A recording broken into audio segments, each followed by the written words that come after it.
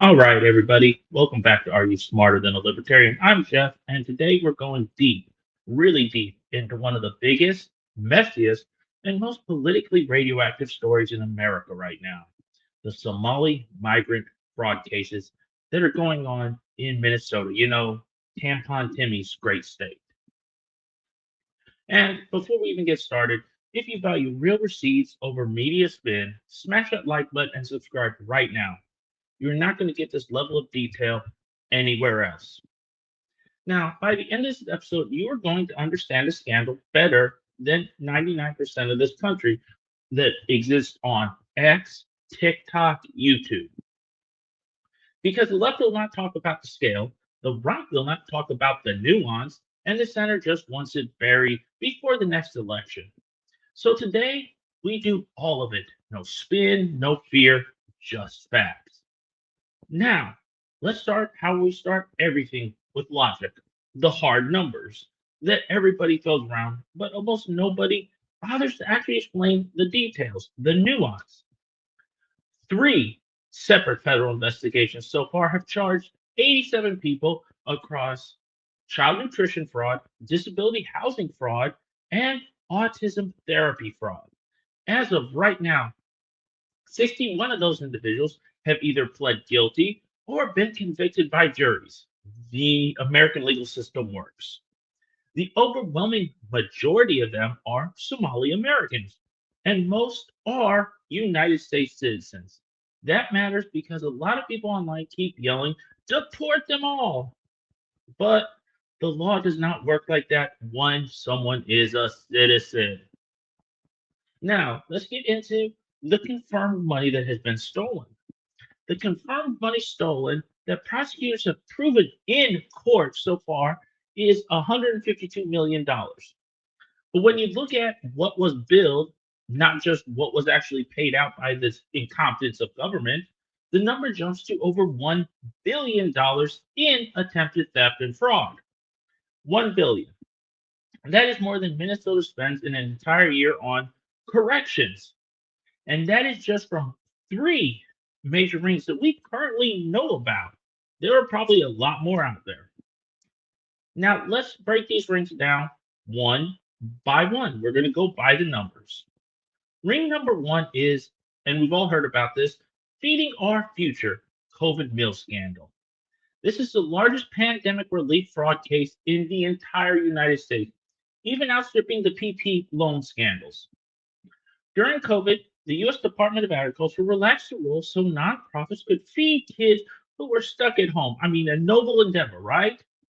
Normally, schools get reimbursed about $3 to $4 per meal.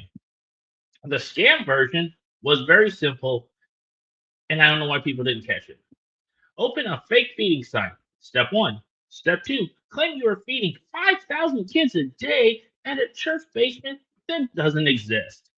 Step three, bill the government $18 to $30 per meal. And guess what you do? You keep the cash. Isn't that great? But you're feeding 5,000 people a day and you're promoting that you're doing it. Feeding Our Future was a tiny nonprofit in St. Paul before COVID. In 2019, they claimed to feed a few hundred kids and pulled in under just $1 million. Then 2020 hit and the pandemic. The rules loosened, and suddenly they claimed to be feeding 30 million meals in a single year. For perspective, the entire state of Minnesota only has about 800,000 kids in total. So, how are you feeding 30 million meals? Someone's getting their pockets lined. Prosecutors say the ringleader and her network set up 250 fake sites, abandoned buildings, empty strip malls, even personal apartments listed as feeding thousands of children a day. They bought Lamborghinis, lake houses in Prior Lake, luxury condos overseas.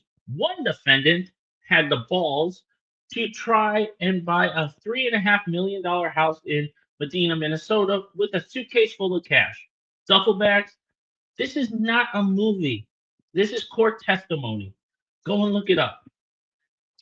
50 people were charged in this ring alone. 48 have already been convicted or they pled guilty. The first major jury came back guilty on every count in just 7 hours. So there was not a lot of debate. The second ring is the disability housing kickback scheme. This one targeted group homes for adults with disabilities. I mean, pretty noble. You want to help people with disabilities. The state pays for housing, food, and around the clock care. And this is how the scam worked: recruit real Somali speaking adults with legitimate disabilities, promise them independence, then pack 10 people into one house in a place like Apple Valley or Burnsville. Bill the state $1,800 to $1,200 per person per day for intensive care. And you know how much they paid the residents? They paid the residents $300 to $400 a month in cash. And guess what they did? They just slipped it right into their pocket, all the rest of it. Confirmed stolen in this ring so far is over $10 million, with more than $100 million billed. This is astronomical. Now, the third and final ring is the autism therapy fraud. Fake clinics claiming to treat children with severe autism. Medicaid billed $300 to $500 per hour for therapy that never happened. $14 million gone. One defendant literally ran an autism center out of his living room. Congratulations. You figured out how to game the system, but you cost us a lot of money. And then here's the part that makes everyone's blood pressure jump and everyone gets so just upset and just angry at people for defrauding the system. In 2024, the U.S. Treasury Department sanctioned several Minnesota-based Somalis for allegedly funneling some of this stolen money to Al-Shabaab in Somalia. For those of you who don't know, Al-Shabaab is an offshoot of ISIS, Al-Qaeda, and is a terrorist organization. Treasury says millions. These links have not yet been proven in a criminal fraud trial, but the sanctions are real, public, and severe. Now let's talk about what we all love to talk about: politics, because you can't tell this story without it. Minnesota has the largest Somali population in America, roughly 80 to 100,000 people concentrated in the Twin Cities. They vote, they organize, they have elected members of Congress, state senators, and city leaders. For years, criticism of problems inside the community was dismissed as bigotry or hate. And you ever notice that when you call something out and people don't like it, they instantly say, oh, you're transphobic, Islamophobic, whatever. That shield held until the indictments started popping in 2022 and 2023 under the Biden administration. Now, let's fast forward to 2025. Trump is back in office. He ends temporary protected status for hundreds of Somalis. He puts Somalis back on the travel ban, and then he goes full scorched earth, which, whether you like him or not, he is consistent. At a rally in St. Cloud last month, he called the fraudsters human garbage. He called Minnesota a money laundering hub for Somali terrorists.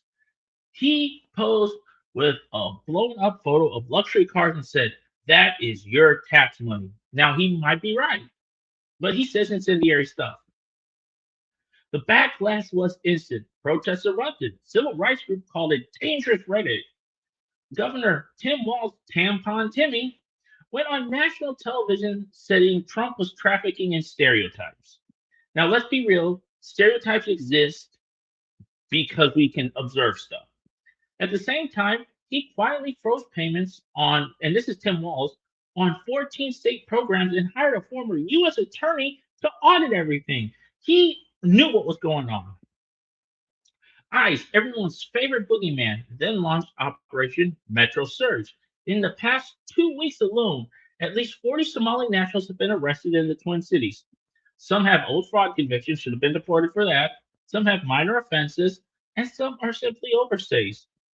One arrest went viral because there's a photo of a guy hugging a high-profile politician at a 2019 event. The headlines wrote themselves, people. Now, here's the part that doesn't fit in to the political meme culture we have in this country, but is still true nonetheless. Go to Kamara Mall in Minneapolis right now, and half the shops are empty on a Saturday. Business owners are scared. People are scared. Hate crimes are up. Mosques are vandalized. Death threats are posted online. Now, I'm all for expression, but vandalizing private property and posting death threats is not how you protest. Just tell that to the people on the left. They don't understand that. Inside the Somali community, many people are furious at the fraudsters. One nonprofit director told reporters that these criminals stole food from hungry kids, stole care from disabled adults, and made their entire community look like criminals. His words were, and I quote, "We are ashamed." And we need to call people out. People in a community who have bad actors need to call them out and not hide them and not whitewash what they do. So this is where it is all sits today, December 7th, 2025. In 1941, we had Pearl Harbor. Trials are still ongoing. Another wave of feeding our future's defendants is scheduled for trial in February. Federal agents just seized another $18 million in assets. Democrats are promising anti-fraud reforms. Democrats commit fraud. Trump is promising mass deportations. And 100,000 everyday Somalis are caught in the middle wondering if they are about to pay for the crimes of a few dozen people. And this is why this story is so dangerous, so emotional, and so politically explosive, because it is not simple. No story ever is truly simple. And this story never was that simple. If you appreciate a real breakdown like this that refuses to lie to you from either direction, hit that like button and subscribe. If you're listening on Apple, Spotify, iHeartRadio, give a recommendation, leave a comment. We do not chase narratives here. We chase receipts. I will link all sources in the description so you can read everything for yourself from the left, right, and center. Do not let anyone tell you this is a one sentence story because it's not. And we need to understand this. Nuance exists in this world. And as I always say, stay free, stay informed, and stay accountable.